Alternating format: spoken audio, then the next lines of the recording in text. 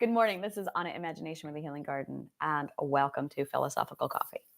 So, if you are new to my channel, this is my morning show where it's all things healing. I'm going to go ahead and try something different for now. I'm going to start with the meditation because once I get going, I realized I really have a hard time stopping in the middle of it, and I'm still getting the right feel for this. And that's one of the things that I realized yesterday. I'm like, no, I think I'm going to open the show with meditation. So, yeah, I definitely want to do that. So deep breath in.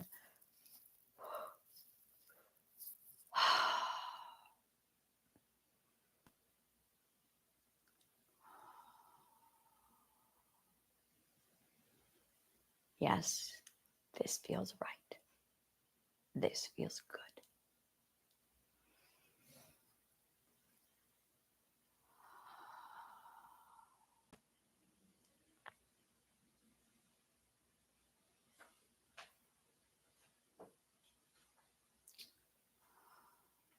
Deep breath in. And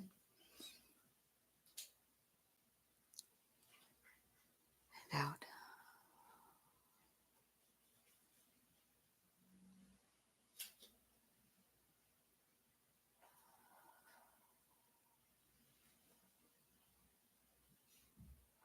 I have on my website, annahealinggarden.org, a list of healing exercises that you can do. And it breaks down how I feel fantastic this morning. It breaks down everything. It breaks down all the steps to healing that you can use for yourself. And it's under the slideshow. There is healing exercises. And if you just click on healing exercises, that will open up a page for you to go into. Why is the link not working? All right. I will have to figure that out later. But it opens a link and that takes you to all of the healing exercises. And when you get into the healing exercise page, there it goes. It was just lagging. It breaks down all the steps, what you're supposed to be doing, what to look for, and all that jazz. And the goal of the healing exercises is to start delivering, uploading. You are uploading a new program to your computer system. The subconscious mind works exactly like a computer. And once you understand some very basic things about the human mind, it changes everything. So the first thing is we are mirrors, and the laws of optic physics apply to that. If you know the laws of optic physics, you got this. We literally reflect and detract everything. That is how we learn. That is exactly how we absorb information, is we have a mirror that literally uploads into our computer system. Our subconscious mind is a computer. It works exactly like a computer, 100%. Words are as precise and as sensitive, I'm going to say it, Dan, as HTML code. It is precise. And logic is 100% what dictates our understanding in the world. Every one of us has our own logical programming with our own series of HTML code. You have a single character out of place on HTML code, and the program's not going to work properly. You'll get a virus. A virus is 100% what leads to a mental illness. In addition to this, we are batteries. Our emotions 100% mimic and reflect the exact same physics laws that you see in energy, batteries, and electrical energy. It's extraordinary, absolutely extraordinary. Now, all of this is going on with the mirror and with the computer system and the HTML code. So you have a mirror uploading data into your computer software program, and you are putting that into your program through the HTML code, which is our language and the words we use. And we are running 100% exactly like a battery. Once you understand the laws of physics when it comes to batteries and mirrors, and you understand how computer software works with HTML code, it's a game changer. This is human psychology. This is it in a nutshell. This is human behavior. So when you look at what it is we are mirroring every day, the people in our lives are also mirrors. So if you have mirrors, like your partner is a mirror, your children are mirrors, and you're basically surrounding yourself with all of these mirrors, and all of these mirrors have their own computer program with their own faulty code. The core problem to all of this, the code is wrong. That's it. The HTML code is wrong. And we have viruses in our software. That's it. Most of us got the viruses when we were 2, 3 years old. And as a result, that messed up the programming. We had faulty information uploaded into our software during the factory setting. And a lot of us are using code so incorrectly that it's uploading new data into our software that's absolutely messing things up. So I'm speaking in a lot of metaphor, and I'm trying to figure out how to break this down even further. But this is pretty much the big picture. We are logical beings. I cannot emphasize to you enough how much logic dictates everything about a human being. Logic is the core root of all. And once you understand how logic works and how much it governs the mirrors, the batteries inside of us, the code, and or how much the code affects the logic, and that's it right there, is the code affects the logic. The words we use 100% affect our logic. They are the building blocks.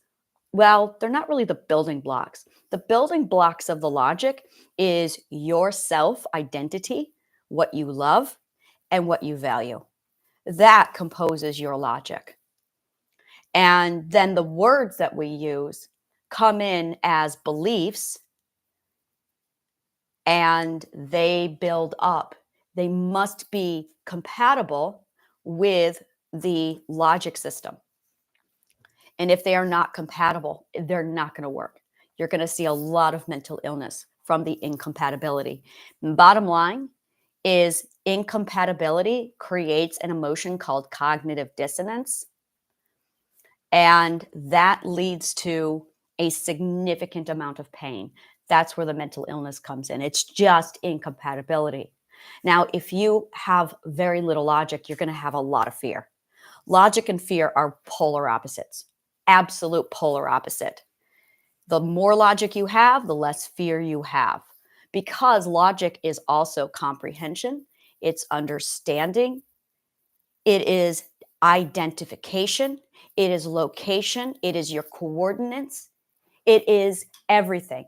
And it is such a deep level. It is beautiful. Our intuition is our accumulation of knowing.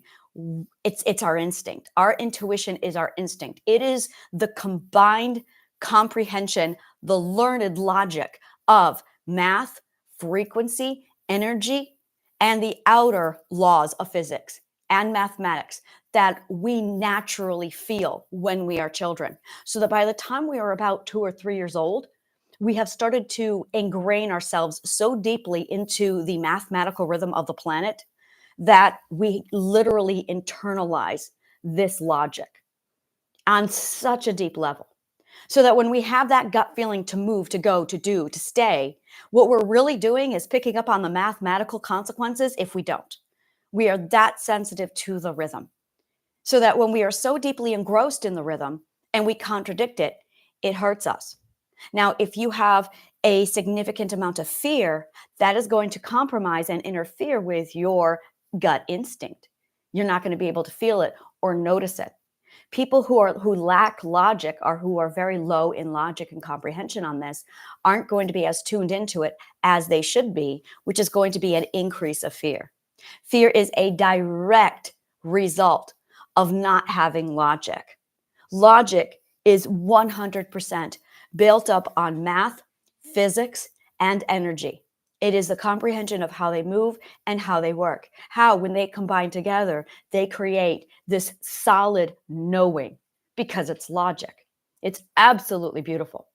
And when you take together your love and your values, which in themselves are highly logical, and they just mesh so beautifully with your logical health.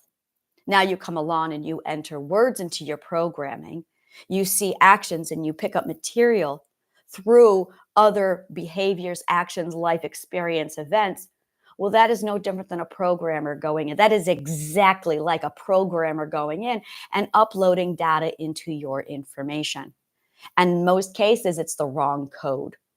I'm sitting here with my children today and we're talking about code. We're talking about, I started homeschooling today with my daughter. And she was going over books. She was going over which ones to read. And I noticed that there was a little bit of a miscommunication going. And I finally was able to say, I speak in HTML code. And I said, my software is running off of X. I said, my software is not going to be the same software that you have. You have a different program in your brain. Every one of us has our own computer program, and they are incompatible with each other. They are absolutely incompatible with each other. You cannot take your computer program and put it into my brain. It won't work. I will not be okay any more than you will be okay if I were to put my computer program into your brain. You're not going to be okay. It's the system is not going to work. They are incompatible. Likewise with my daughter. So we had to figure out a way where all three of us could communicate. I finally was able to say to my son, I do not understand your logic. He has a logic.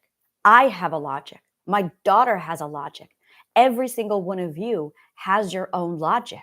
And our logic is 100% unique to ourselves. And when you have your logic, it is your code, your hardware programming. And suddenly it's self-awareness is knowing your programming so well that when you see other programs, you can go, oh, that is going to damage my program. I need to make sure I don't bring any of that into my system. That is so, so important to making sure that you are aware of this. That way you can protect your system from incompatible code. We're going to call that incompatible code. Once you understand also how mirrors work, and this is a big part of it, because if you are mirror X with your HTML code, and then you go over and you're hanging out with somebody who contradicts your HTML code, mirror law of physics, optic physics, you are going to reflect their behavior, and that is going to be absorbed into your computer program. And if it's not compatible, it's going to cause damage just from being around them, because we are mirrors. That is how we learn. Mirror, mimic, repetition. You're going to pick up everything that they do, whether you want to or not. This is why I started homeschooling with my daughter, is because she would go to school and the teachers would abuse her. And she would absorb all of the cultural narcissism. And then she would come home and I would see the panic attacks. I would see the anxiety. I would see the trauma responses. I would see her shut down. She would sleep for 4 hours when she comes home from school because there was that little joy. It's like, okay, this is so toxic for your mental health. And then I'm sitting here doing my research going, wow, we actually have trauma associated with non-consensual learning because the environment is so toxic and so infiltrated with a lack of joy and fear that there is more anxiety in the workplace and in our schools. That's not a place for learning.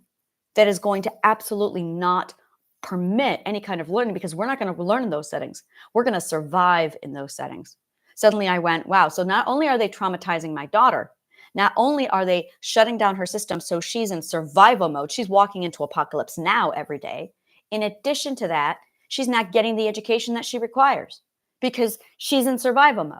You're not going to crack open a book in the middle of a Cambodian jungle and read Shakespeare. When you're in the, it's funny, Liz, you can laugh, when you're in the middle of a Cambodian jungle. You don't do shit like that. And I'm like, this is detrimental to her mental health and her education. It's illogical to send her to school. And it was so fucking easy to get her set up. I cannot emphasize that enough. It was like, oh my God, she's going to khanacademy.com. And it was, oh my God, the process was so simple. And I'm like, really? It was mind blowing. I'll talk about that in a whole nother video, but holy shit. It was extraordinary to watch this. I have her up on a few curriculums for her artwork. I'm like, no, she's got to learn like the history of art. That's my one recommendation. And she's doing book reports, which is phenomenal. So I pulled out the great books and we're like, all right, let's go through this. It is amazing. And the best part is I turned everything over to her so that she has umbrella learning. So she's 100% self-governing her own curriculum. Like I'm overseeing it, but she's in charge, which really is so healthy for her autonomy and her authority. And I'm watching her just flourish. It's okay. Yeah, I'm on the first day, but her attitude, her mentality, her energy is completely different. She's no longer having to go to bed at a certain time to make sure she gets up at a certain time. She's like 100%, all right, I'm going to make my choices for me and my logic. And that's right back to that again, is every one of us has our logical health. And knowing your logical health, being aware of your system operating, your operating system, is vital to the function and the maintenance and the overall how well your operating system is going to function. It is the most vital part of what you have is your operating system. And we're all talking about, we've been talking about exercise and we've been talking about nutrition, but we are not talking about the software. We are not talking about the software. And it's like, why is no one talking about the software? This is your operating system. So it's a completely different way of looking at it. And the reason why is just because we lost this information a long time ago. We don't have this information. So if you are new to my channel, if you're new to this and you're not sure quite what I'm about, I discovered a new science. I have a lot of information in my brain. And back in 1995, about 30 years ago, I began an endeavor of picking at a very specific topic that turned into a rabbit hole. And I've been down in this rabbit hole for 30 years. I have a lot under my belt. And when I started pulling all of these things together and combining these sciences, I found a new science. It's called interdiversary studies. And when you start merging all these different subjects, you get new subjects. It's literally a cocktail. So mathematics is one ingredient to an actual subject. Physics is one ingredient to an actual subject. Art, dance, neuroscience, rocket science. These are all little subcategories to a bigger topic. All of them. Linguistics is part of this. Philosophy is this actually. Philosophy is the mastery of learning all of the subjects and then making cocktails with them. And then when you start combining all of these cocktails into interdiversary studies, then, and I'm talking, you need 5 to 9 different masteries in a single subject. But you can't pull this off if you have a day job. You can't pull this off if you go to school for 5 to 10 years and then you go get a degree in or then you go into the job field. You can't do that. So our system is incompatible with this type of learning. That's part of the problem that we have. Well, it was. We're in a point now where it's moving into the next era and we're getting away from that. So the era that we are walking into allows for this. And neurodivergents are going to love this because this is where things get fun. This is where we can start changing the way we do education. So you're looking at 5 to 9 mastered subjects. And you basically start merging them together and you get new subjects. You get new sciences. So mine, I'm in the process of naming it. I call it perspectivology. And I contacted a few friends of mine who know my work. And I talked to them about this over the last 2 days. And I said, you know what, I think I figured something out here. This is a new science. This is a new science because this isn't psychology anymore. Psychology is a piece of it, but this is a new science. And I had them all coming back saying, yeah, you have a new science. And now it's trying to figure out how to get this new science on the map. So right now it's nameless. I call it perspectivology, but it's not. I'm a perspectivologist, but this is something really different. I don't have a really cool name for it yet. And it's the subjects that I have combined here is ontology. It combines physics, sociology, linguistics, geometry and mathematics,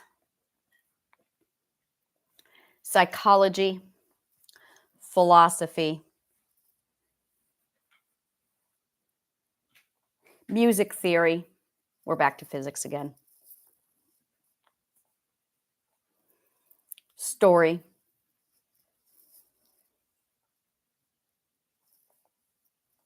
and dimension theory, dimension and time. When you combine 1, 2, 3, 4, 5, 6, 7, 8, 9, 10, these 10 subjects, and ontology is metaphysics. When you merge these subjects, you got a new one. And the new one is perspectivology. And what it does is it is the operating system manual. It is the compass, the map, and the operating manual for your internal system of the human being. It is how the software works. It is what goes into the software. And this is where it's, you are a mirror. We learn just like a mirror. Our learning and our information data exchange is all about mirror. Oh, economics. Economics is also a huge part of this. You have to know economics in order to get the scope of this. The economics is the human connection part. That's actually where the battery came in. Is when you, it's 100%. That's when you get into relationships. And then relations, you have to understand economics to get into relations. So once you understand that a human being is made up of all of these subjects, it's literally like we're the cocktail. We are the cocktail. That's it. It's every one of these things. Like the stars are up there, and that is astronomy, and the earth underneath our feet is geology, and everything in the world is physics. But the architecture is geometry.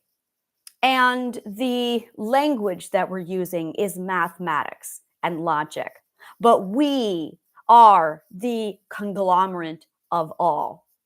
We are literally composed of all of them in one individual.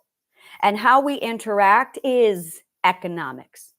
And how we learn is mirror physics. And how we manage and navigate our emotional and mental health is batteries and magnets and electricity. It's literally all of those things, and energy physics and lasers. I know lasers are part of this. I'm waiting to get there because I'm going, lasers is definitely part of this, especially when they start interacting with the mirror part of our brains. Oh my God, I can't wait. And then when I realized that the cognitive core is just a computer. Well, this is something I thought when I was 15 years old. That was actually the very first part of this. Was when I was 15, I was like, okay, this is just a computer. The cognitive core is just a computer. And when we are in our formative years, it is the software being uploaded into our computer system. The first 4 years of our life is just factory settings. The computer is in the factory and it's getting the data uploaded into it. The very first years of our life, that's all we are doing. And if we are subjected to abuse in the first 4 years of our life, we are getting viruses uploaded into that computer software. And when you go from a perspective shift to a perspective shift, you are uploading. What is the word? What is the computer word, Daniel, for upgrading? Wait, it's when Windows goes from Windows 5.0 to 6.0. What is that called? It's an update. It's when you get an update. So the perspective shifts is when you get an update from one. Yeah, that's it. You're updating your software. That's it. A perspective shift is when you update your software. That's it. There you go. There are 12 updates. There are 12 updates. There's more than 12 updates.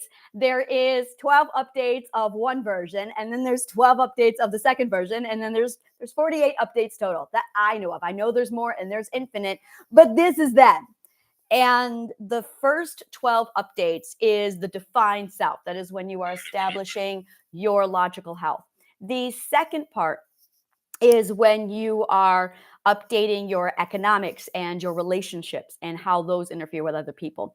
And then the third is the community, the network. And then the fourth is the all. It's when you are encompassing the entire community altogether. It's extraordinary stuff.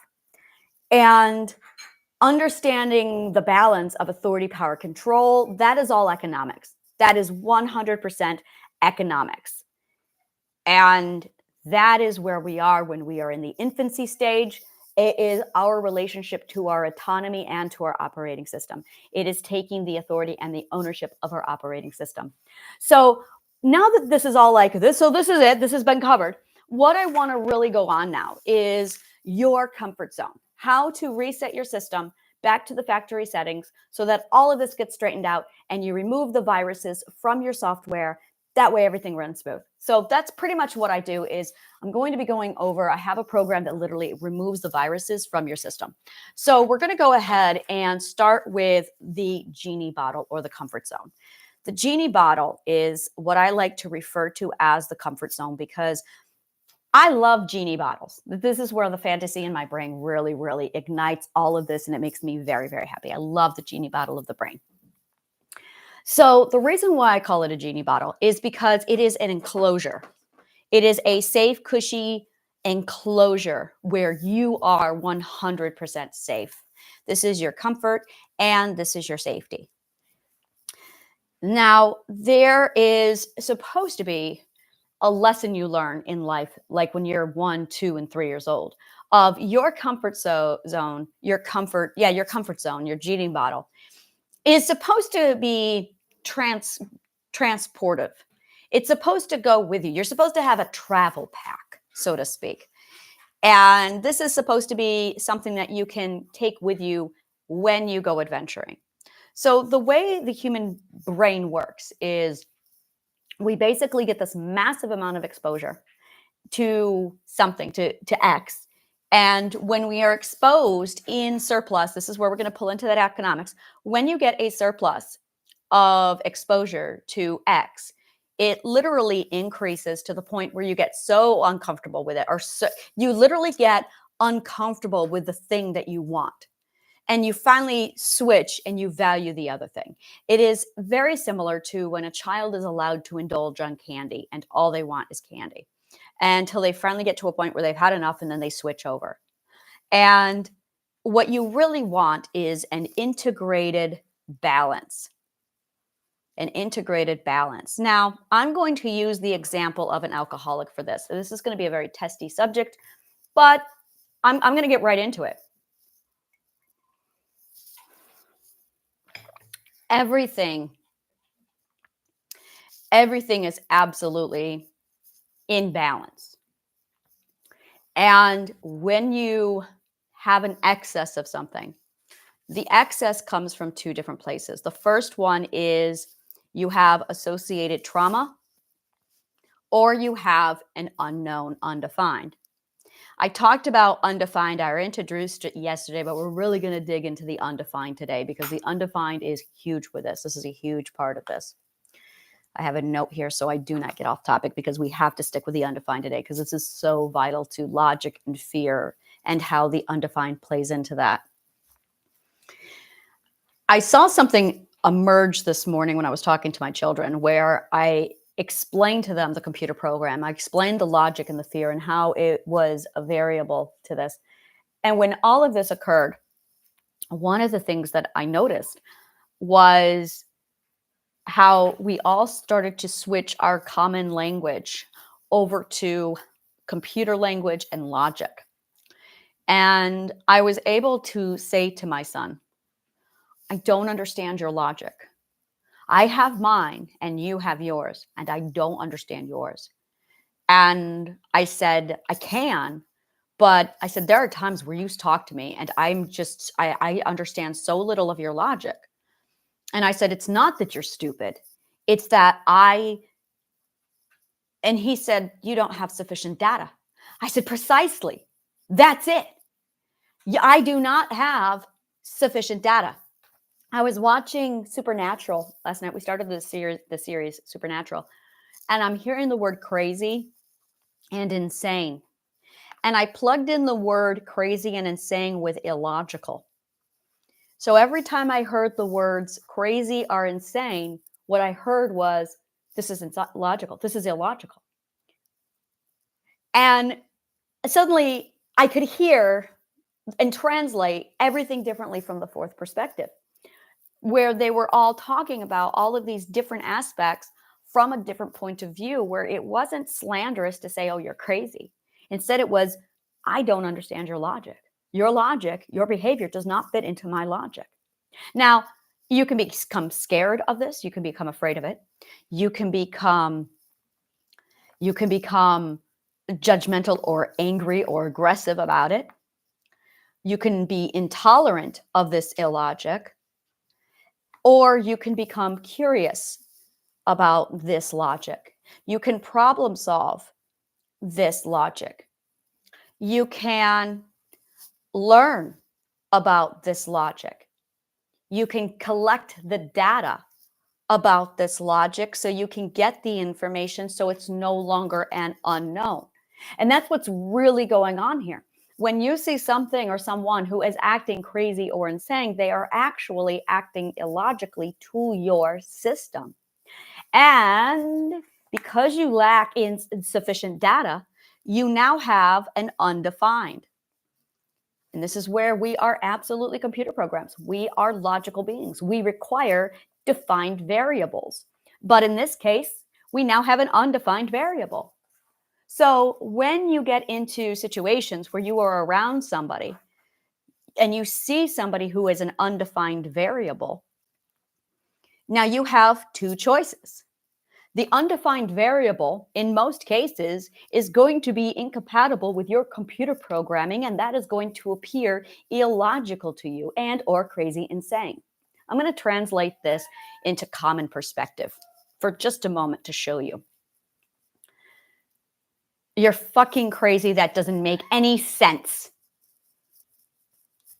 Translation. That is illogical, and this is an undefined variable, and I don't comprehend it because it's incompatible with my logical system. It doesn't make sense means it's incompatible with my logical system. It is illogical. And the very first word most of us gravitate toward is insane or crazy, when in fact they are just an undefined variable. Now, what's going on is because we have a fear of the undefined, we are immediately going into fear response instead of logical response. When that happens, we are immediately in a completely different mindset because it is literally fear versus logic. The fear response is going to be fear, aggression, intolerance, name calling, degradation. It's going to respond in the sense of get that information away from me.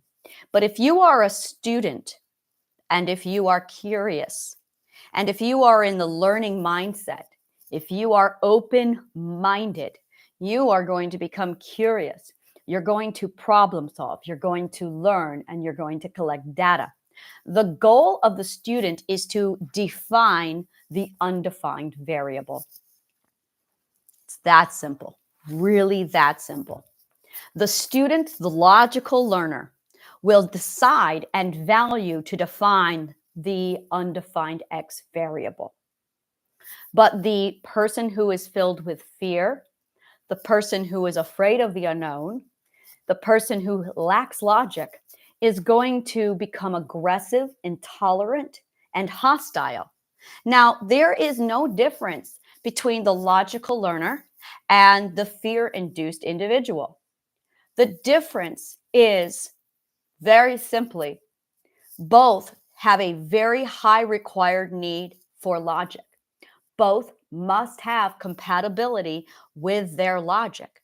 If they do not have compatibility with their logic, they are going to feel the incompatibility, which creates the emotion called cognitive dissonance. And when that happens, it causes pain.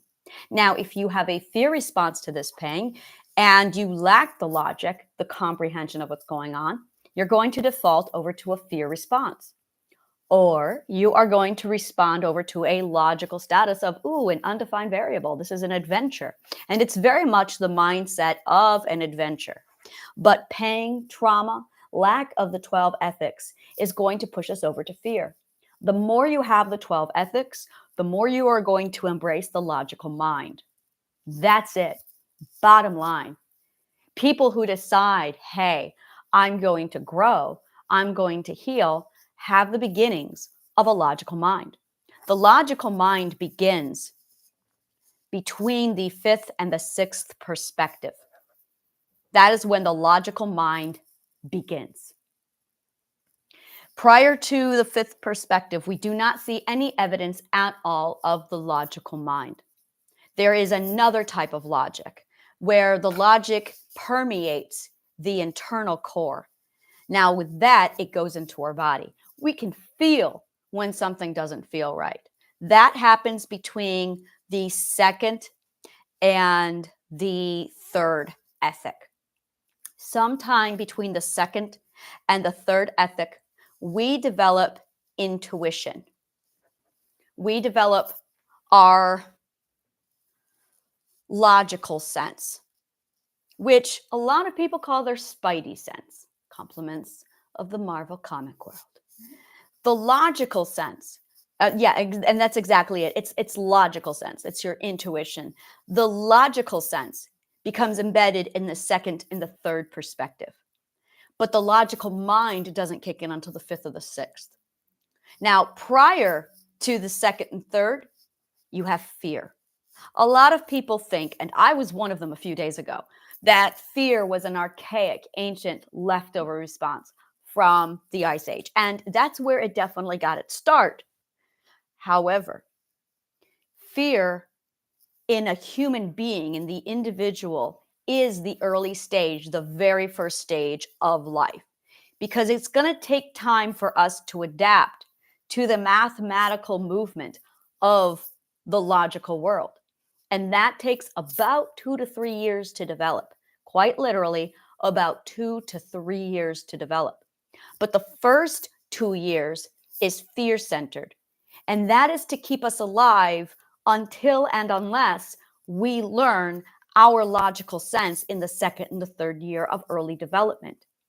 Now, if you have a really horrifically toxic environment, that programming is not going to be learned properly. Your logical sense is going to be contaminated with the wrong program. If you are abused later in the third, fourth, fifth year, your logical mind is going to be contaminated with a computer virus that's going to alter your cognitive core. So you have some people who are still running on that fear base in the first to the second perspective. You have other people who are learning and running off of the logical sense on that second and third perspective, but it's either correct or it's incorrect, and they never go further. Some people go further, and they learn off of the fifth and the sixth logical mind, and some of them learn correctly, and some of them learn incorrectly. Bottom line. And then you have people at the seventh plus who finally gain so much logical mind that they can start to sort out all of the faulty programming prior, and they start to set it right so that they correct the programming.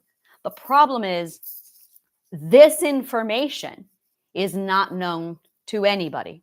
And as a result, there's a lot of people who are not absorbing and downloading this information.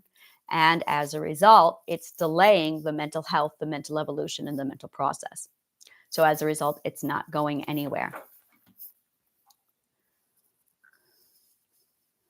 Yep, that's logical. That is precisely the way of it, where it begins with that first, second fear, and then the logical sense takes over, and it's supposed to replace fear. When this is done properly, with the proper order of perspectives, with the proper parenting, the fear is replaced with logic around the second age, and then the logical mind kicks in around 5 or 6 years old. And then, there is definitely there is an order of operations that occurs. Now, the undefined is our greatest fear. And the undefined is actually data, sufficient data. That's really what it is. It is sufficient data. And either you have it or you don't. The more data you have, the less that is undefined. The more undefined something is, the less data you have. And this is going to be completely dependent upon your fear system. The more you define, the more you learn, the less fear you're going to have. And the reason why is because as you define, you upload information with logic. So it takes the mystery out of everything. Once you take the mystery out of everything, it's no longer a variable. It's no longer something you have to take into account. I'm just going through everything right now, and I'm assessing everything.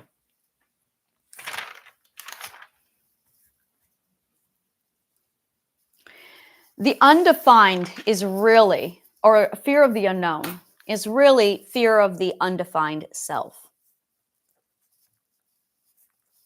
And there are only two primitive fears. There is fear of the unknown and fear of the belonging. Well, fear of losing the belonging. Let's say no belonging. This is truly it. You have fear of the unknown and you have fear of no belonging. And the fear of the unknown is the undefined self. I'll explain this in a moment. And then fear of no belonging is going back to there is safety in numbers. And that this literally is compromising survival.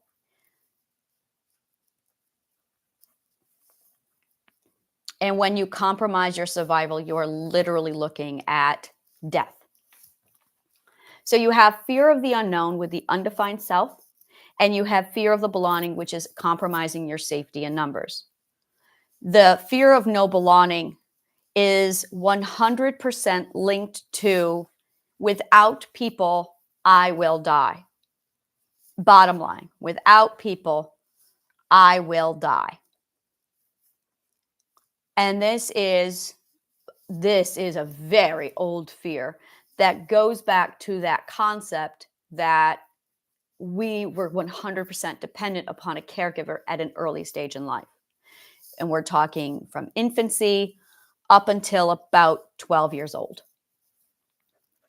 In Australia, the 12-year-olds go on something called a walkabout, and they are alone for 2 years, and they're fine. They're fine. A 12-year-old can live on their own just fine. And this is their coming into adulthood. This is very much their coming of age. I believe that a 9-year-old can survive on their own with the right knowledge. I believe very much that a 9-year-old can survive on their own in the wild with the right everything. If you really want to stretch the Mowgli story, Romulus and Remus from the Roman Empire, those three fictional, legendary examples are reflective of what happens when human beings are raised by animals. And in fact, there is one psychological story that I do know of that is fact and true, where the child was raised by wolves, and he was, as an infant, found and raised by wolves. I think he was lost at 2 years old. And, I had so much psychological fun in analyzing that child. Like, there was a lot of work there. So, with one example, I would say the ratio of success is very, very likely they'll die. But a 9-year-old, I am fully convinced a 9-year-old can survive. A 12-year-old, well, we know they can survive. We know they can survive. So we are looking at their early development. We're talking very early of that 9-year-old, definitely they can survive. The 12-year-old, we know that's 100% survival. Okay, it's not going to be 100% survival, but it's going to be significantly high. The 9-year-old is going to be probably, I want to say 75%. And the 1-year-old, I want to say maybe 5%. And these are just hypotheses. This is just random hypothesis. The 12-year-old, let's say 98% survival rate. So there you go. There you go.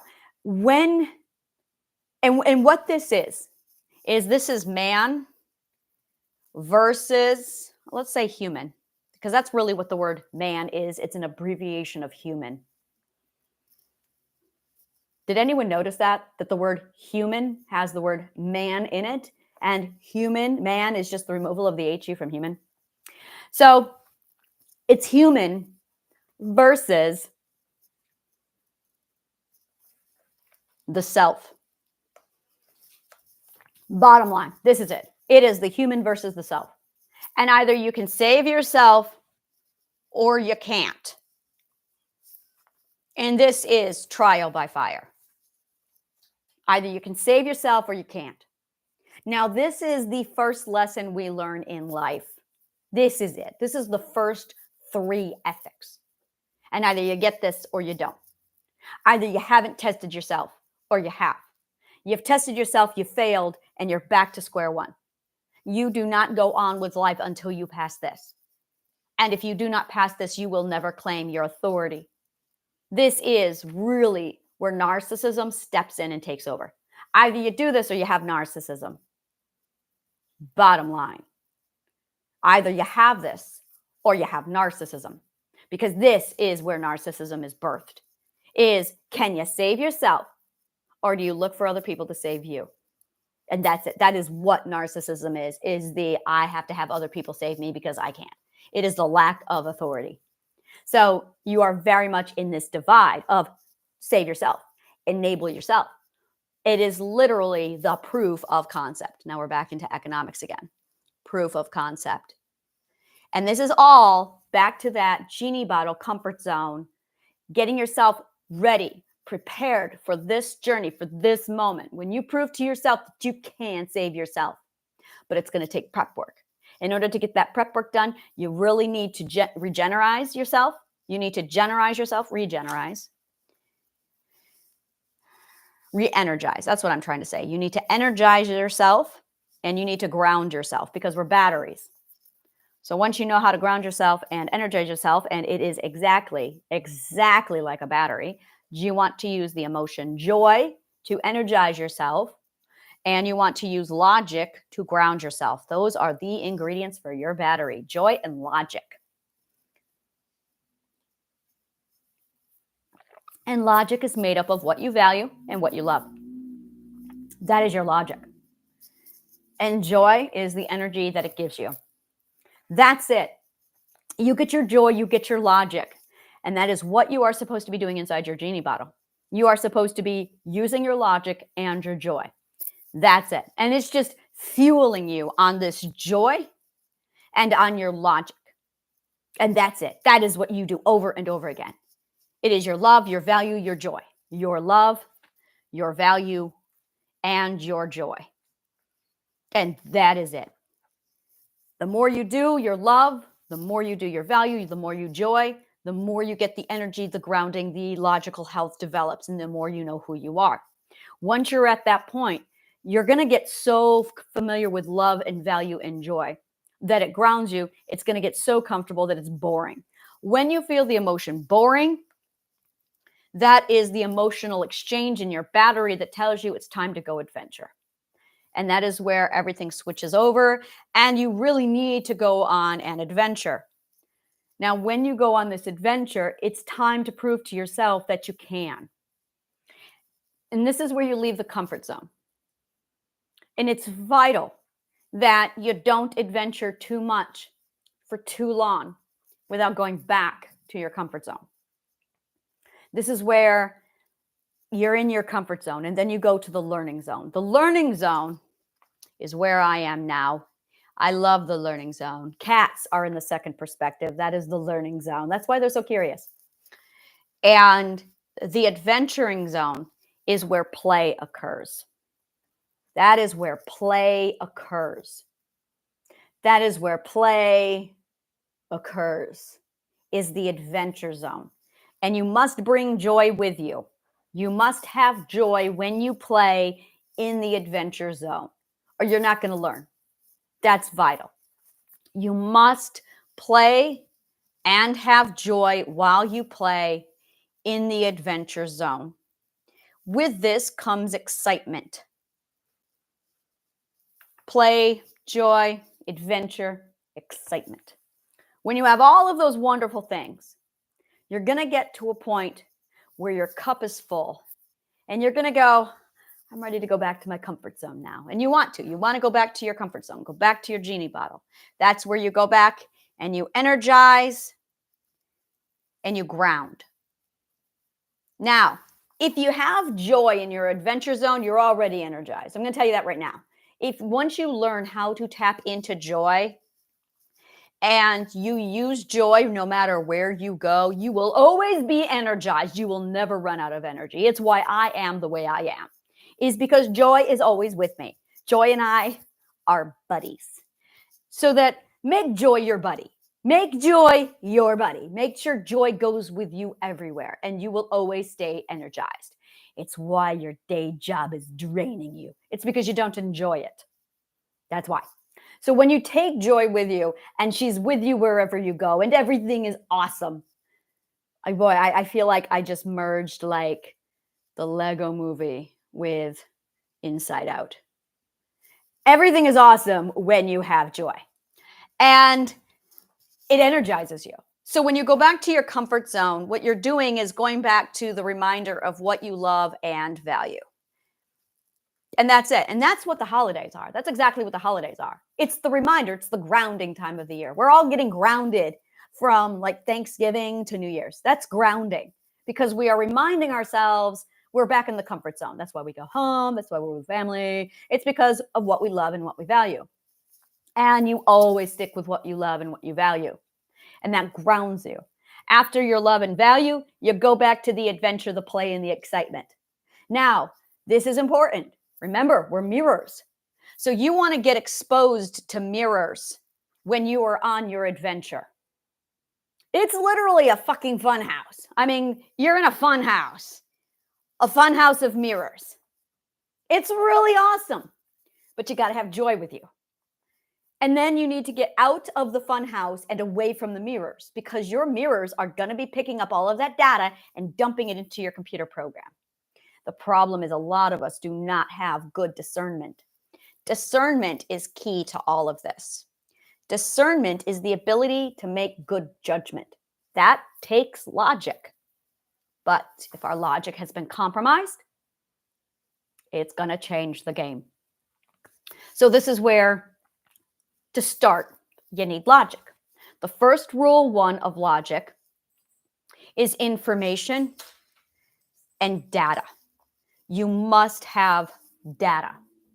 The second thing you need for logic is you have to be able to locate the logical fallacies, limiting beliefs inside of your system that is compromising this. Now, beliefs are interesting. I actually was having a debate with my son about this morning. Beliefs are problems in general. They are not necessary, and the beliefs will change as every perspective change advances. Every time you go through a perspective shift, you shift and you move against your beliefs. If you do not allow for the change in your beliefs, you're not going to grow. You're not going to do anything. And if you have toxic data inside of you that's giving you logical fallacies, misleading beliefs, you're going to immediately, your logic system is not going to work. This is where you're going to run into a lot of problems. You must learn how to have flexible beliefs. Your beliefs must be flexible. If you do not have flexible beliefs, you are going to become prejudiced. There is no ifs, ands, or buts. There is no variation here. A fixed belief is a prejudice. Period. A fixed belief is a prejudice. Because prejudice is 100% and undefined. It is literally fear of the unknown. And if you have a fixed belief, it is a solid, this is it, and I am averting everything else. And you're not going near anything else. So it's this concept of just severe aversion, severe avoidance, refusal to move, refusal to be flexible. It develops prejudice. I got a voice message this morning from one of my friends, and she was talking about her problem with billionaires. I love this conversation so much. I am friends to a few billionaires, and she started to explain how skeptical and nervous she is about that. And I was listening, and she was very conscientious of it. She's like, I have some mental work to do, she said. I'm going to dig this out. And I know exactly what it is. It's the scarcity mindset, 100% scarcity mindset. Scarcity mindset is a prejudice that basically leads to a hatred toward people who have abundance. Their abundance means that you have scarcity. That's what it means. It is projecting your scarcity onto a cause that is unrelated to you. This is where the hatred for billionaires comes from. And it was wonderful because it was a nice 8-minute voice message of her breaking this down in her psyche, going, yeah, this is how I feel, and this is how I feel. And she just kept breaking it down into all the pieces, and she segmented it. Very useful skill. I love having psychology friends. She broke down and segmented it. Segmenting is a skill set. I need to talk to you about segmenting. I've never said it before because we do it, psychologists do it so naturally that we don't think about it. And it's really important. And we're like, yeah, we need to talk about segmenting and compartmentalizing. Segmenting is when you break down the to-do list into pieces so that you comprehend your own thought process. This is self-awareness. And when you have the ability to segment, you can literally solve any one of your problems. Segmenting is you writing a list of your complaints, problems, issues. And that's it. It's a list that breaks down your problems. So the subject is billionaire, and she broke down all of the problems that she had with billionaires. And I sat there just smiling at her message, going, yep, scarcity, scarcity, scarcity. So this is it. And I'm going to use this as an example because it's so many people can relate to it. The first thing she said is that really stood out to me was billionaires have so much because they take money from people.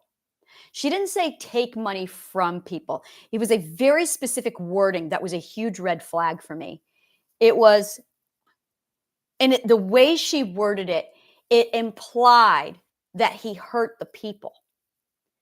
People who have that much money got it from other people. You get money. That's what it was. You get money from other people. And in point of fact, this is partly true and not true. The gentleman that I know owns a vitamin company. Like, he is the owner of one of the largest vitamins, which means he's a billionaire primarily because a lot of people buy his vitamins. That's it. So every person in the world has purchased, like, vitamin D, as an example, vitamin D like 20 times a year. And because a lot of people have done that, it adds up. But what most people don't know, and this is it right here. The undefined is, how do they get that much money? And the only conclusion that poor people can assume, because they lack this knowledge, is, oh, they get this money because they take advantage from people. No, they don't. They have at least five sources of income. That's how they do it. They have 5 sources of income. First, you live frugal. This, by the way, is information from Warren Buffett. Like, this is his work. This is how it's done.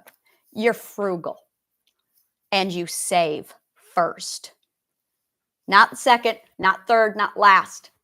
First. Save first. Save first. You have to embrace scarcity. You don't get to embrace scarcity until you overcome your fear of scarcity. But a lot of people have been traumatized by scarcity.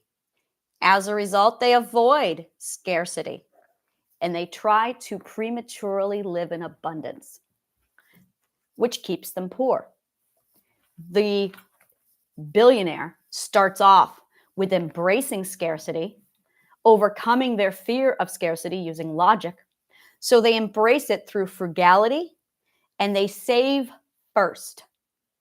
After they save first and they live in frugality, they continue that for a very long time. I mean, like at least 10 years. It's 10 years of prolonged frugality, if not lifelong, and they save first. The second thing is they invest. The first thing they invest in is in-source income number 1. There's stocks, there's bonds, there's real estate, there's movie production, there is sponsorship, ads, business selling. That's my favorite. You build a business and then you sell it. That's what a lot of them do. You build a business and then you sell it. A lot of people do not know that this is a thing, but billionaires do. And then the next thing is they also put it into real estate or stocks and bonds. Real estate is a big part of this. So you have a second source of income. Again, there's going to be 5 different sources of income. So you build a business, you sell it, you take that money and you reinvest. That is the other rule of billionaire building is you reinvest. Now, poor people don't do that. When poor people get money, they splurge because they are being driven by scarcity. So they splurge. They celebrate, they spend it. Billionaires don't do that. What they do is they reinvest it. So for every dollar that comes in, it either gets saved or it gets reinvested. By reinvesting it, you triple it. It happens again, where you basically put it into something else. Movie production is a phenomenal way to do this. When you produce a movie, what you put 2 million into a movie and then the movie turns around and makes 10 million. Well, you just made 8 million. You take $1.5 million, you put it into a movie, that movie turns around and makes $5 billion. Well, you just made a huge profit. So movie producing is a huge industry that allows a person to increase their investments. Again, a lot of people don't know this. The other source, in addition to movie producing, and in addition to building a business and then selling it, the other thing you can look into that's really hot money is sponsorship. Sponsorship, or I should say business investment. There are business owners who want to build businesses, but they don't have the funding. And because of that, they need somebody to invest. So someone will come along and say, I'm going to sell 10% of my company to you if you give me the funding for it, and you get X amount of dollars profits off of the business. So a business investor will give a business like a startup $2 million. That $2 million will go into the company and expand the business. And then that investor will get like 10% of the profits. And you do this a couple times over, it's going to build your wealth. So now we're at 4 different areas. That's in addition to the billionaire's day job. The billionaire's day job. Now throw in some inventions, throw in some patents, and now you are looking at another massive source of income. So now you're up to 6 different sources of income. This is how billionaires are made. This is how millionaires are made. This is how they do it right here. They're not taking advantage of everybody. What they're doing is following a very basic investment financial economic program that allows them to literally, but again, I'm going to say this again, you have to face your scarcity mindset. You have to overcome that scarcity mindset, and you have to literally put yourself in a frugality save first mindset for a prolonged period of time. But if you have scarcity trauma, and most people do, they avoid this concept because it scares the hell out of them because they have scarcity trauma. Scarcity trauma equals poor man. Bottom line, and this is why. So now you have people who hate on billionaires, and all of this is why. But once you understand the logic, once you understand the how, once you have the information, now the undefined goes away because the information literally destroys the undefined. And when information destroys undefined, fear goes away. Logic destroys fear every time. Every time.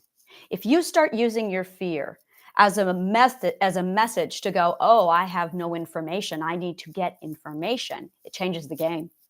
Fear is the emotion that tells you you lack data. Get data. But you have 2 options with fear. Fear can either put you in a hole and make you hide and shut down. And then people who have a severe fear of fear, a trauma associated with fear, won't utilize fear to their advantage. What they will do instead is they will cower. I hate that word. It's such an abusive word. We're not going to use it. They will hide. They will run away. And that develops prejudice. That develops an aversion. But if you problem solve with the fear, and if you lose logic over the fear, if you use fear as the emotional clue that you lack data. And then you shift over into a learning and curious mindset, collect the data with an open mind. It completely eliminates the fear because now you have more definition. As you have more definition, you now have eliminated the undefined self. The undefined self, really, this is like amazing for me. I love this part. The undefined self is, how are you going to handle that situation, period? How do you handle that situation? Who are you in that situation? And that is what undefined fear is. That is what fear of the unknown is. If you do not have any idea how you are going to survive it, if you're going to survive it, how you're going to handle it, what it means for you, you lack information of the self. It is actually, when you feel fear, it is actually scenario X where you don't know if you can make it, if you don't know how you can handle it. We feel this when there's going to be a change. And the change is a situation that is so new to us that we don't know who we are. For instance, the concept of living in a different country. Can you do it? I haven't done it before. Can you do it? What's it going to look like? What's it going to entail? Can you overcome it? What can be expected? This isn't all the what that's going to happen to you. It's the you don't know if you can handle it because you have not been tested. You don't even know what. There's too many undefined variables. This is all it is. This is where we are mathematics. We are undefined variables. And because we are undefined variables, when change occurs, we have no data to plug into the logical equation that gives us our future. Our future is just mathematical equations. That's all it is. It is just math and physics and psychology. When you take all of the logical data, you can predict literally anything on any kind of a scale. Once you have enough data, you can predict because everything is on a mathematical repetition, a very predictable rotation. It is disgusting how predictable this mathematical physics-based repetition is. And the more data you have, the more you can literally see further into the future because everything repeats itself because we're on a clock. It is predictable.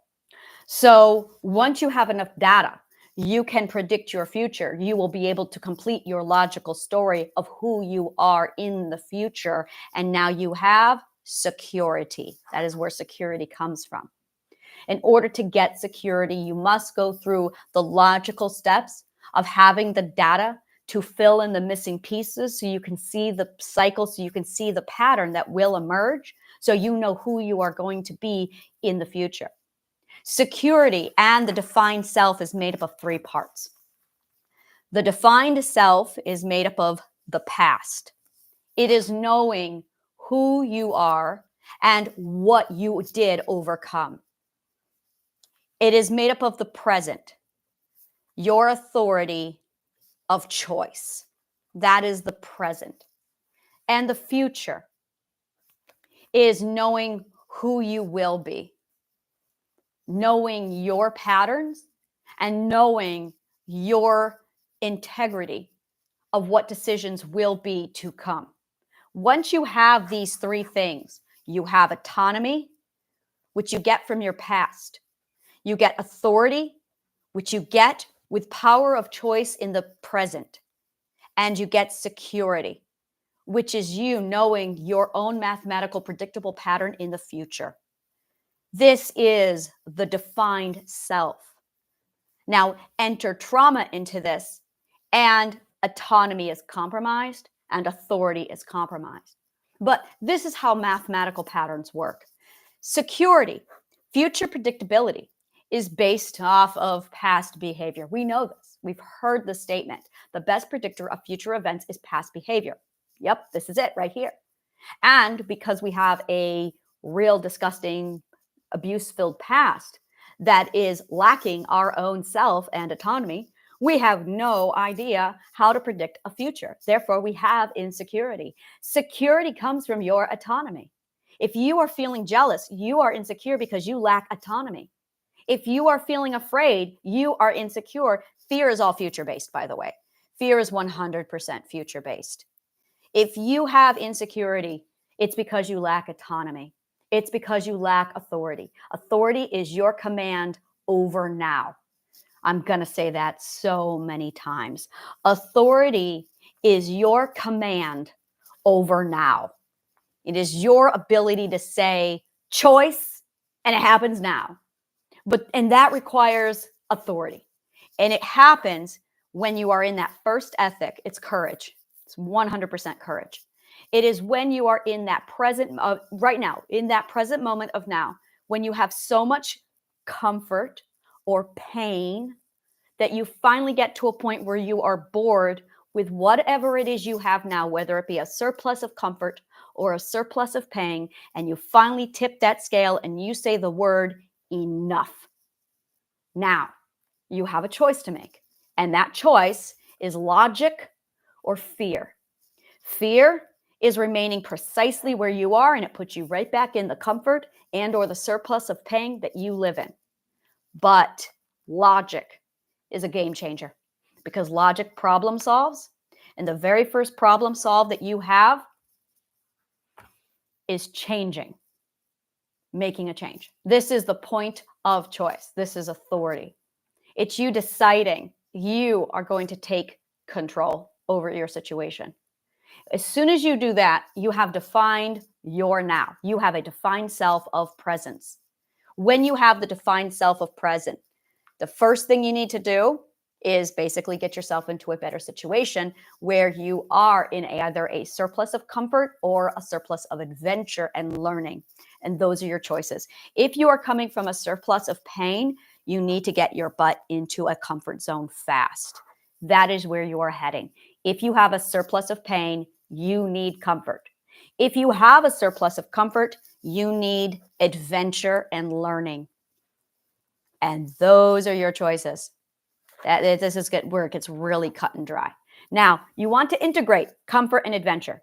Those are the two things you must learn how to integrate. This is what we learn in the third year of life. This is what toddlers learn, is how to integrate comfort with adventure.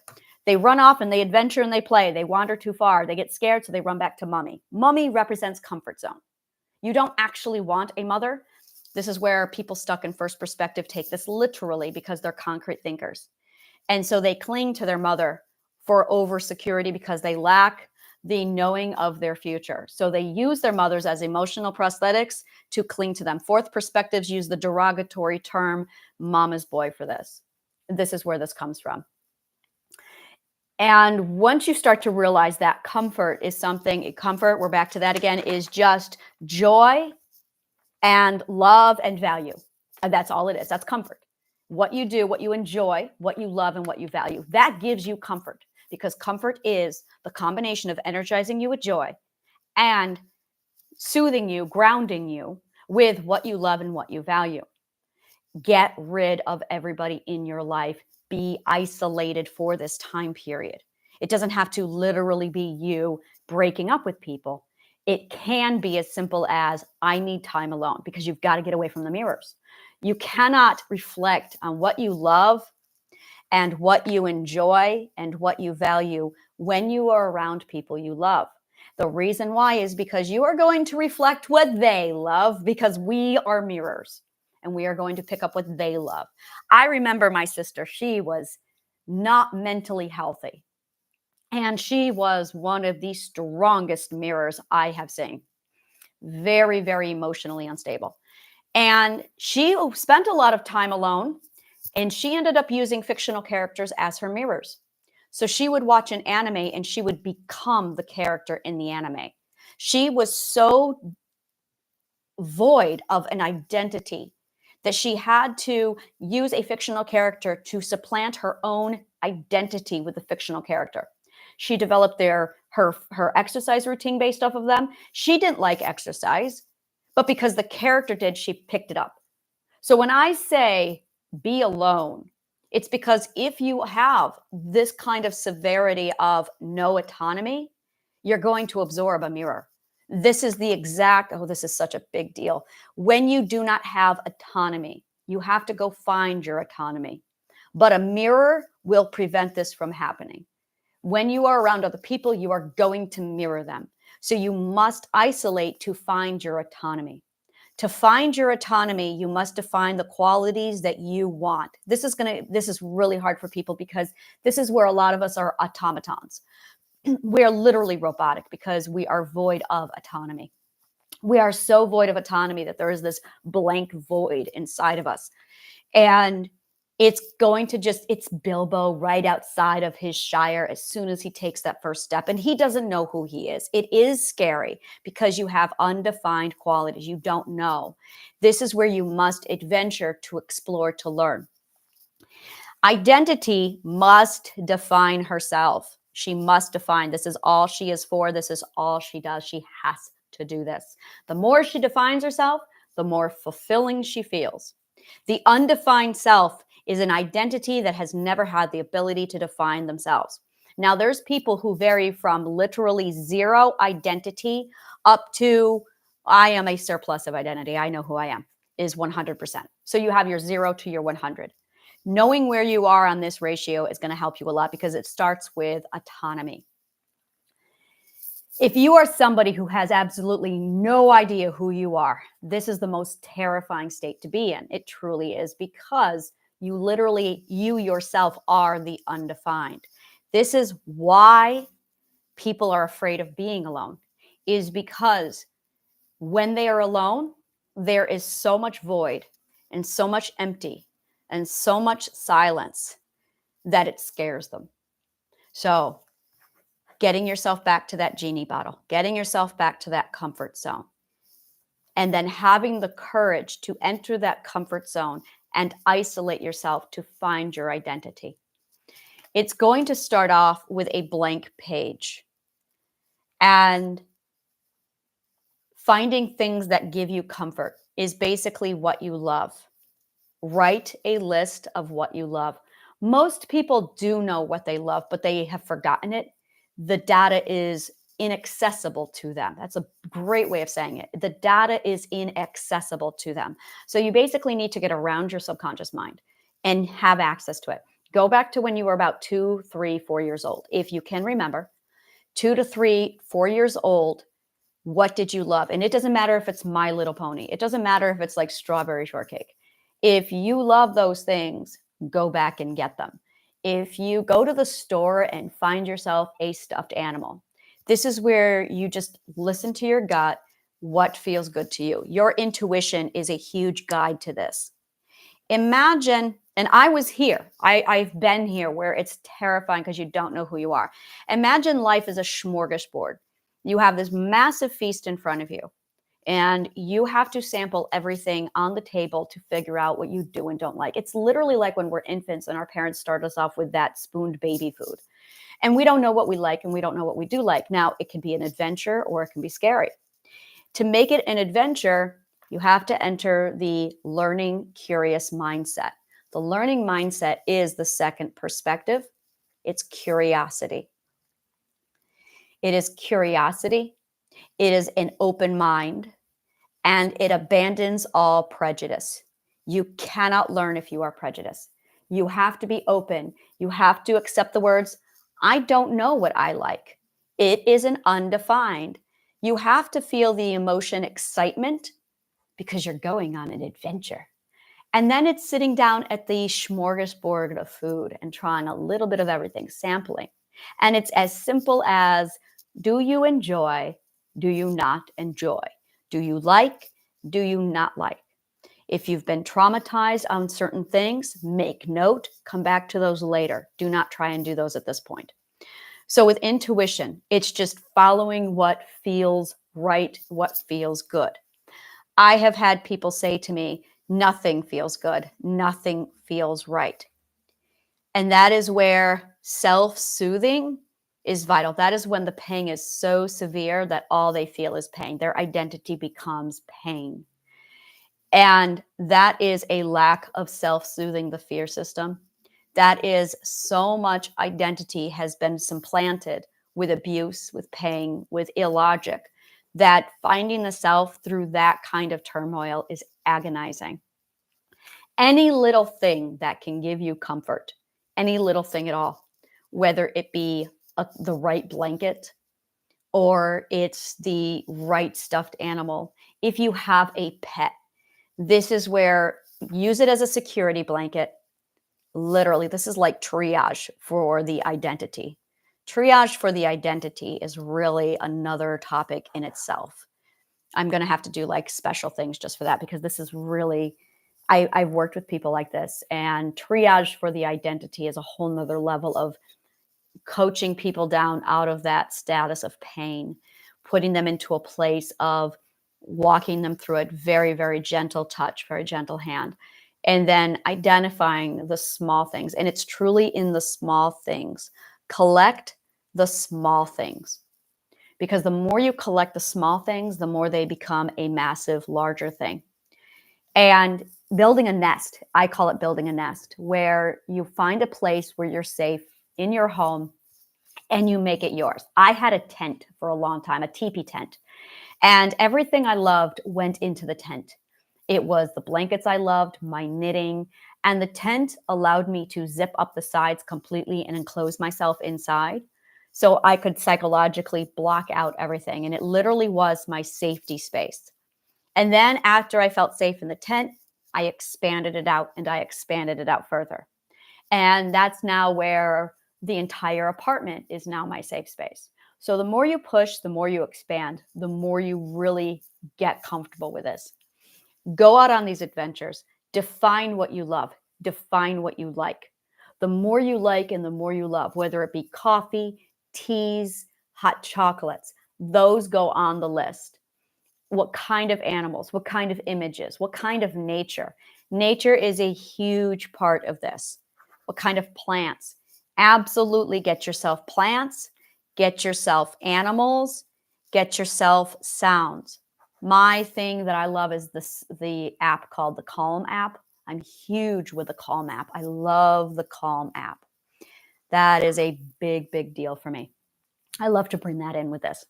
So once you have all of these pieces in mind, it's literally starting to build up this comfort space.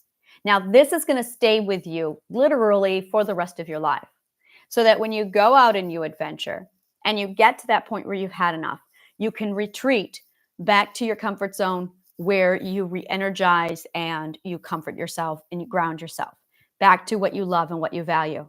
And then you switch back over to the excitement, the prejudice, the open mind, the curiosity. And when you get into a partnership, this is one of the things I absolutely love. When you get into a partnership, it's the understanding that the two of you have the excitement and the adventure, the curiosity, and you're both open-minded. And then when you've had enough adventuring, you both need to retreat in silence back to your comfort zone for the love and the value. And that is to reestablish who you are separate from your partner. That way your partner and you remain autonomous with each other. This is what happens with codependency, where you don't have the retreat and the two of you become each other's identity. When that happens, you absolutely lose your identity and you end up taking on each other's identity until you become one. Romantic love says that this is fantastic. This is called codependency and it's toxic. Wisdom love says you need to retreat and go back into your self-care, your comfort zone, so you can reestablish and redefine the identity and the self. That way you know who you are. That way you're reminding of what it is you love and you value. You remain autonomy, separate, integrated with a partner. And then you come back for the excitement, the adventure, the curiosity, the open-minded, and the joy. And that is the cycle. That is absolutely the cycle. That is literally comfort 101. That's pretty much it right there. Okay. I think everything else that I have covered. I'm going to go ahead and do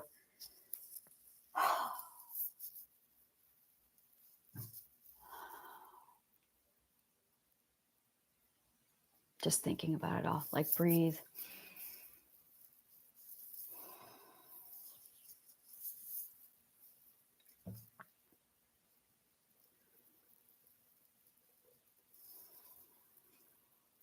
What feels right? What feels good? What gives you joy? What feels right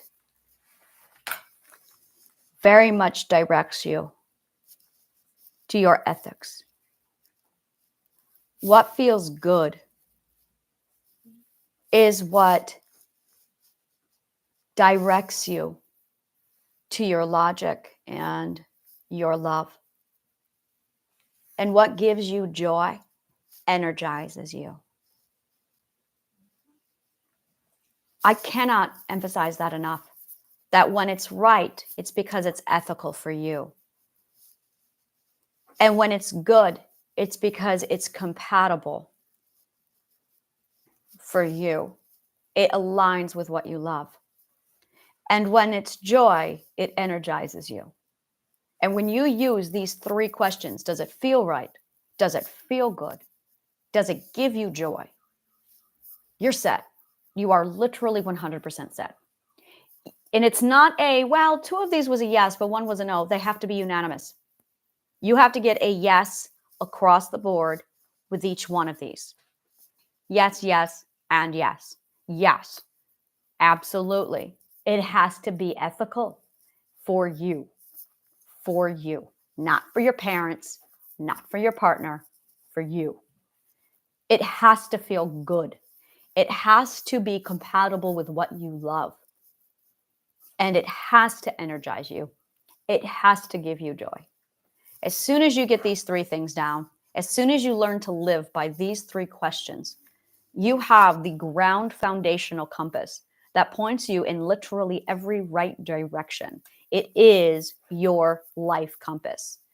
What is ethical, what is love, and what is joyous. And that gives you a constant, it gives you a constant. It gives you a constant. Something that is forever pointing you in the right direction for you. Does it feel right? Does it feel good? And does it give you joy? And when you start to really structure everything in your life around these 3 questions, a unanimous yes across the board, it changes your life. It really solidly changes your life. You start to realize who is unethical for you. You start to realize what you don't love, what you tolerate. Tolerating is the opposite of love. Unethical or wrong is the opposite of ethical. And draining is the opposite of joyous.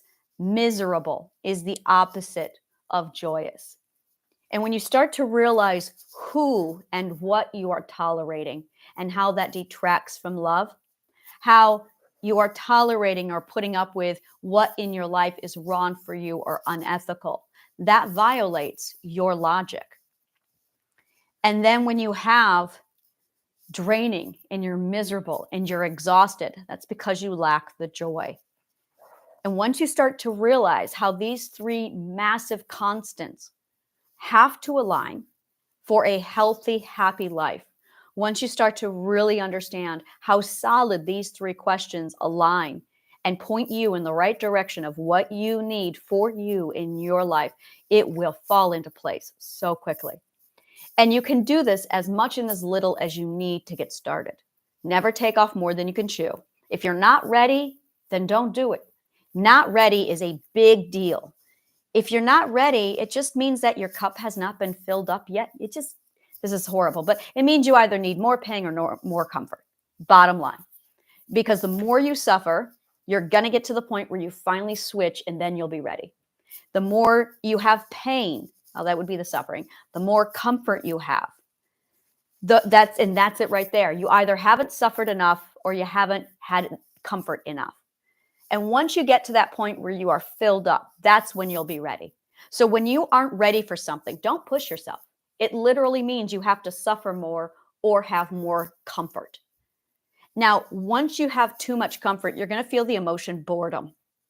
The emotion boredom tells you, all right, you have more than enough comfort. You need to go adventure. And you really need to get it in your head that it's not anything more than just adventuring. It's not, and this is so funny. It was going back to work. You go to vacation. You're in your day job. You're miserable there. You go on holiday to have your respite and get joyous and everything feels great. And then you go back to work. No, you don't go back to work. You need to go back to an adventure. It's the adventure, because adventure is joy. A day job is not joyous. And once you start to realize that whatever you do for a living, for a job, for a career, it has to be for joy. You have to be excited about doing it every single day. If you're not excited about it, it's because it lacks joy. And that is so vital. Start problem solving. Start making the plans. Oh, I hate my job. Really, there is a book called What Color is Your Parachute? Dan, can you hand me the book, please? What Color is Your Parachute is a phenomenal book to do this for you. This is where I'll spare you the details. Read the book. What Color is Your Parachute? Will take you through the psychology of everything you need for, it is by, who is it? Richard Bowles. It's What Color is Your Parachute? I love this book so much. And this is an amazing book. There is a graph in it. Now, I only did the graph. And the graph is just a flower. It's literally referred to as a flower. And that's it. That flower is all I did in this book. And it went, oh, I'm in the wrong job. That's it. This book is solid. So start problem solving. If you are in the wrong job, this book is fantastic for getting you to where you need to get as far as figuring out. It is very thorough. I skimmed the book, but it is amazingly thorough. It does all the psych work. It walks you through all of the psych work you need to figure out what job is best for you. It is extraordinary. So that is huge. If you are not enjoying your job, read this book and start putting into action. And here's the other thing is when you start, this is taking action. So stay in your comfort zone. Do your best to get yourself like solid. Make a note. Okay, I don't have this now, but you know what? I'm working toward it. And that is such a powerful authority tool. That is the authority. That is you deciding I'm going to make a change. And yeah, it's going to take time. This is where patience is really going to be a big help. Is you have something now to look forward to. Come out with, I call it Operation Change. I do this with my children. I do this with myself every time I want something different. I call it Operation Change. And I usually give it a snazzy title. Like when I wanted to move to New York City, it was Operation Get the Hell Out of Dodge or Operation Move Me to New York City. And it was a 3-month plan. I always go by 3-month plans. And 3 months is always prep work, always prep. The second month is always focused on execution. And then the third is the completion. Always, always, always. That is my formula. So first month is prep work. It's take an inventory. What are all the tools that I need to make this change? The second one is the actual execution. It's the filling out the applications. It's the setting everything up. It's making sure I have everything in order. And then the third is the completion. It's making sure that the move is done. It's the transferring over. It is moving day, so to speak. And I do this always in 90 days. Always, always, always. It's how every time I want to make a change. And because of your logical health, when you know what you love, what you value, what you desire, and then I use positive affirmations to recondition my RAS, to shift my belief system. That way it aligns with precisely my goal. When you have all of this, the math, the physics, everything just falls into place. And it just goes. It's amazing. And because you are relying on math, logic, and physics, and the whole world moves on this beautiful, rhythmic, predictable mathematical clock, you get what you want. When you just have to have faith in the math and in the logic. Once you put your faith in the logic and the math, because, well, they're always right, you can't go wrong, it happens. It's extraordinary. This is manifestation, but it's math and physics. And when you realize that the whole thing is just math and physics and its mathematical predictability, well, your belief system will skyrocket because, hey, math is reliable, right? So, yeah, there's nothing more reliable than math and physics. So when you have all of that in place, just don't tell that to a modern physicist. You have, basically, that's if you have too much comfort or if you don't have enough comfort. So if you're not ready, you need more comfort or you need more suffering. When you feel the emotion boredom, that's when you have enough comfort and you need to go on an adventure. If you are suffering, the breaking point, the emotion you feel is resolution, determination. Those are the emotions you're feeling. It is the resolve. It is the determination. It is the I've had enough. It's anger, anger, anger. Anger is the emotion that happens when you suffer that kicks you into the point of change. The problem is a lot of our culture tells you to avoid anger, which actually is detrimental to this because you're avoiding the very thing that gets you resolve, determination, and enough. I want change. So if you are suffering, we are actually in a very toxic mindset of you're suffering. Don't get angry about it though. No, get angry, because the third stage of anger is where change happens. You need to get angry. You have to get angry. I remember, and this is how I got into novel writing. I read a romance novel and it was such crap because the woman she was such a damsel in distress. It was embarrassing. And I was so angry for having one more book depict a helpless woman that I threw the book down in anger and I said, I've had enough. I'm going to write my own. And I did. And Colin is amazing. That being said, I had to get angry enough to say, enough, I'm going to do it myself. And those are the words you want. I'm going to do something. That is what you want. That is the take action emotion. And you don't get there until you're angry. You don't get there until you experience the emotions resolve and determination. And those don't happen until you get angry. But we live in a culture that tells us to stop being angry. Well, that's because they want you to stay put so they can keep pumping pharmaceuticals into you. Really allow anger. You can direct anger. You can move it. Anger does not mean violence. That is trauma association. Anger does not mean violence. Anger means you're going to take a change and you're going to defend yourself. So either you haven't suffered enough or you're not comfortable enough. So if you are not ready, do not move. That is called, I talked about this yesterday. That is called premature. What did I call it? It was something really, really important. It was premature something. And it is like the tipping point for when somebody does something prematurely and it causes trauma. This is like really, really important shit. I loved what I said. Premature something. But that really, I want these words. I know I'm close here too. Here it is. It was, yes. It was a surplus of non-consent. That's it. It was a surplus or a deficit of non-consent. It's non-consensual surplus or non-consensual deficit. So if you are not ready and you decide to go forward anyway, when you're not ready, that's actually non-consensual. Because if you're not ready, your identity is saying, no, I am not ready. Okay, great, stay put. Because otherwise, you are not consenting to the change. And that's vital. That's where trauma happens. So if you are not ready, don't force yourself. You forcing yourself because somebody told you you have to. You forcing yourself to get out of your comfort zone to grow when you're not ready. Oh my God. That is non-consensual surplus, non-consensual deficit. If you're not ready, it's because you have a deficit of comfort or you have a deficit of suffering. It's a true thing. You really need to talk to Buddhists. Buddhists believe this very strongly, and so do I. You absolutely require a certain amount of suffering before you change. That is how and why we change. And the other is you have had enough.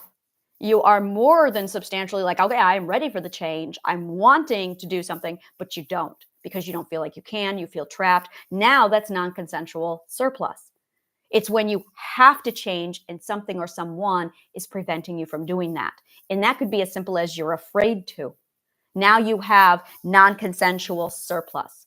Non-consensual deficit is when you force yourself to do something before you are ready. And both of these compromise your authority. You lose authority when you do this. And now you are no longer having that point of choice, and your present self is now undefined. It's compromised because you've lost authority. So this is vital to understanding when you're finally at that point to make the change, to get out of your comfort zone. So then this is why, this is it right here. And the core element of when you are ready, it takes courage.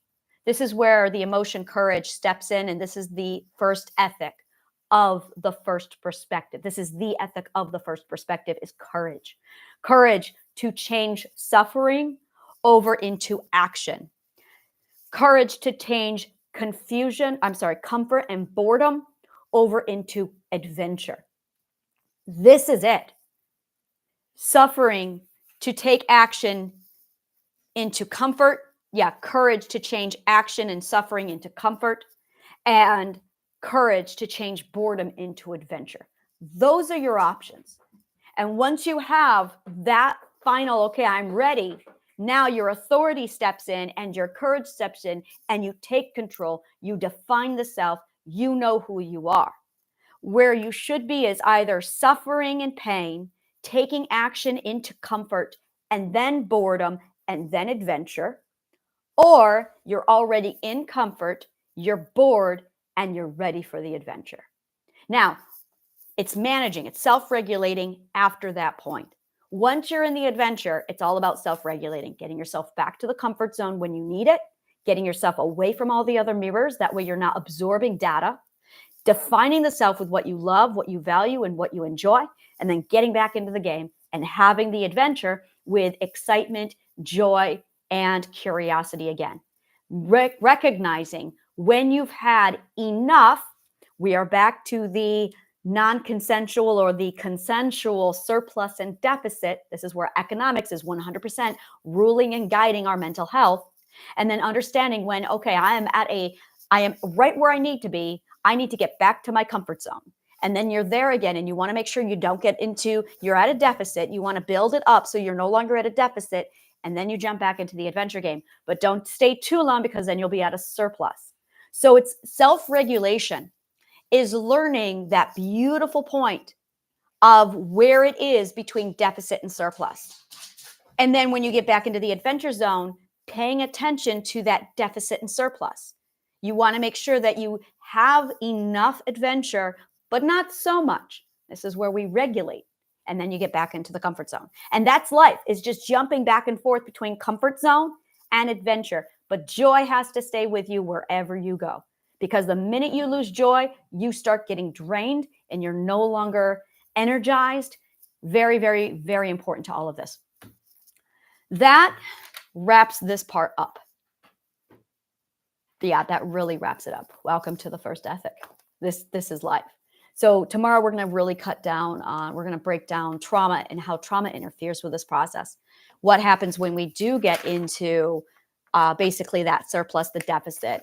And I'm going to talk about emotional transactions and how emotional transactions with human connection interfere with us, because understanding how to close an emotional transaction is vital to ending trauma. Thank you so much for your audience. And if you want to do the healing exercises, those are available on my website at annashealinggarden.org. Thank you so much. And may the kindest of words always find you.